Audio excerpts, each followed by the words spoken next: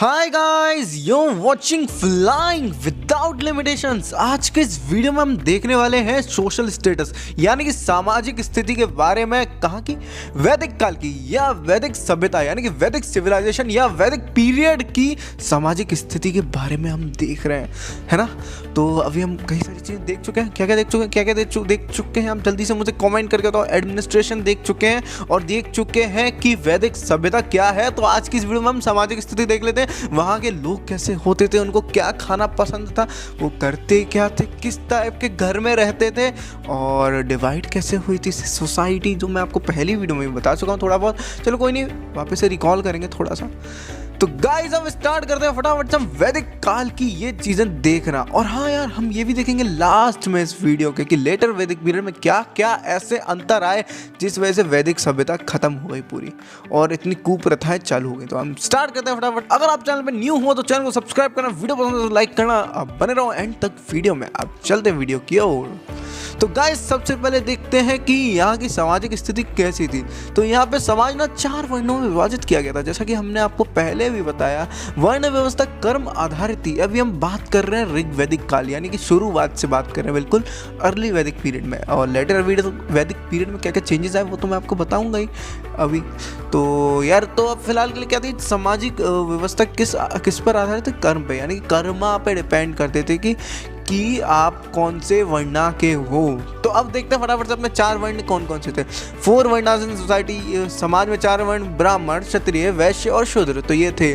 तो यहाँ पे मैंने आपको बताया था ब्राह्मण के लिए एवच, आद्र वगैरह ये सारी चीज़ें यूज़ होती थी, मतलब वेदास में दिया हुआ है ये। तो ये अपने 4 वर्ण हुआ करते थे। अब देखते हैं वैदिक सभ्यता का समाज कैसा था। तो वहाँ का समाज पितृसत्तात्मक था यानी पैट्रिकल सोसाइटी थी। आपको मैं पहले भी बता चुका हूँ। संयुक्त परिवार प्रथा प्रचलित थी। संयुक्त परिवार क्या होता है, यानी कि पूरी की पूरी फैमिली में सब लोग साथ में रहा करते थे, ज्वाइंट फैमिली हुआ करती थी, न्यूक्लियर नहीं हुआ करती थी। और अतिथि सत्कार की परंपरा थी, यानी कि अतिथि देवो भव। हमारे भारत की परंपरा प्राचीन काल से ही चलती हुई आ रही है। कितना प्राचीन है वो है वैदिक काल जितना प्राचीन हो। कमेंट में बताओ वैदिक काल कौन सी बीसी में था, मैं पहले बता चुका हूँ आपको।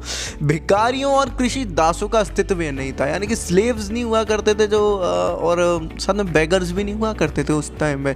और इस पर अस्पृश्यता है ना, पर्दा प्रथा, बाल विवाह, सती प्रथा, इस सब का भी प्रचलन नहीं था उस टाइम पे।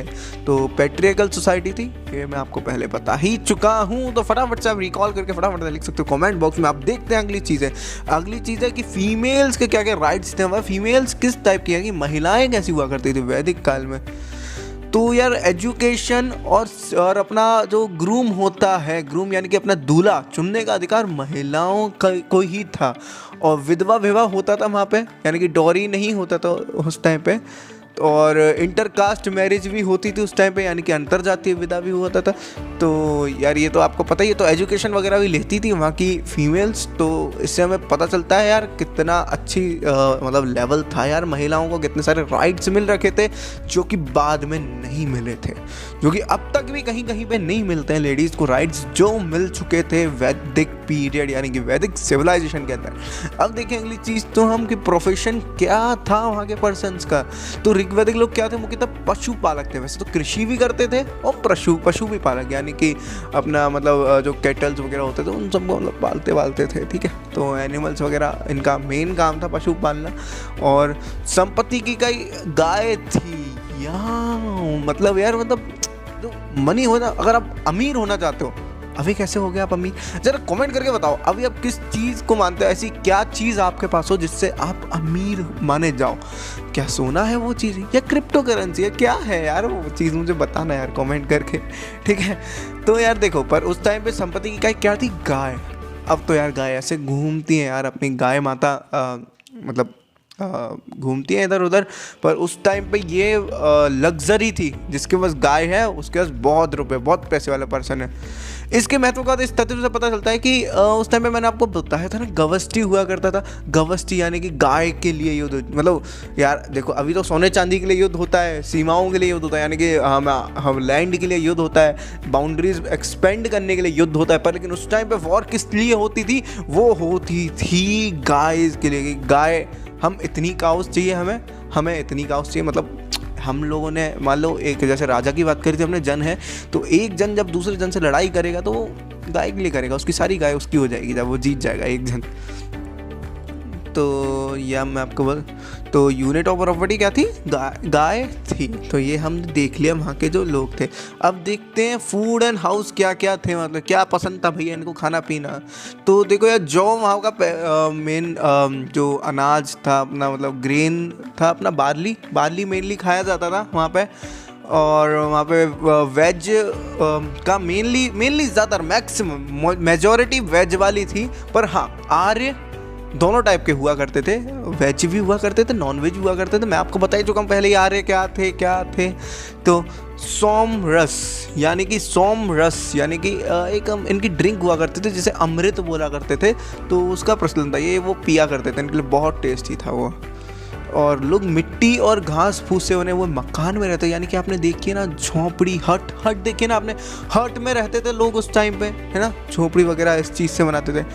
तो लोहा था नहीं उस टाइम पे, तो लोहे का घर नहीं बनता था, लकड़ी वगैरह का, मिट्टी और घास फूस के घर बनते थे। लोहे वोहे से कुछ अपरिचित थे उस टाइम के लोग, ऋग्वेदिक काल के लोग। देखते फटाफट से क्या देख रहे हैं हम, क्या देख रहे हैं, एंटरटेनमेंट का सोर्स क्या था इनका, तो नृत्य यानी कि डांस, म्यूजिक और डाइस खेलते थे लोग, यानी कि पासे वाले डाइस वाले गेम खेलते थे। घुड़दौड़ यानी कि हॉर्स की रेस वगैरह कराते थे, लड़ाई वगैरह करते थे। तो ये सारे इनके एंटरटेनमेंट के सोर्स थे यार। तो रेसलिंग वगैरह ये सब कुछ तो ये करते ही थे यार, ठीक है। तो ये सब इनके गेम्स थे, ये सब इनके एंटरटेनमेंट के सोर्स थे ऋग्वेदिक लोगों के। और अब देखते हैं लेटर वैदिक पीरियड में क्या क्या चेंजेस आ गए। देखो यार, एक तो पहली चीज़ हो गई, लोहा मिल गया था उस टाइम तक करीब। और लेटर वैदिक पीरियड में जो जन हुआ करते थे, है ना, जो जन हुआ करते थे, सभा समिति वगैरह, इन सब का महत्व वगैरह कम हो गया भाई।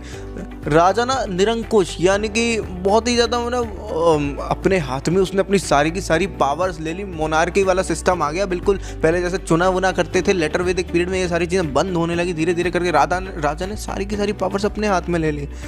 और जो विदत थी वो तो पूरी तरह, जो सबसे प्राचीन माना जाता था विदत, वो बिल्कुल गायब हो गया था। और सभा समिति थे पर लेकिन उससे महिलाओं वगैरह को बिल्कुल काट दिया गया था, बिल्कुल लेडीज़ को बिल्कुल हटा ही दिया गया था। और अस्पृश्यता वगैरह ये सारी चीज़ें भी आ गई थी, सती प्रथा वगैरह, डॉरी वगैरह, ये सारी चीज़ें भी उस टाइम पे आ गई थी।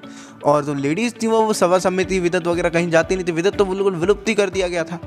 और भाई आप देख ही सकते हो यार, तो ये सारी चीज़ें हुई थी यार उस टाइम पर, बहुत बुरी चीज़ें हुई। मतलब यार बोलते हैं ना, बिल्कुल जो बुरा टाइम आना चालू हुआ वो लेटर वैदिक पीरियड से। जो बुरी चीज़ें हम देखते थे यानी कि अपनी इंडिपेंडेंस से पहले ज़्यादा थी, अब भी है थोड़ी बहुत पर बहुत कम है। तो वो चीज़ें उस टाइम पे बहुत थी। तो अब देखते हैं हम।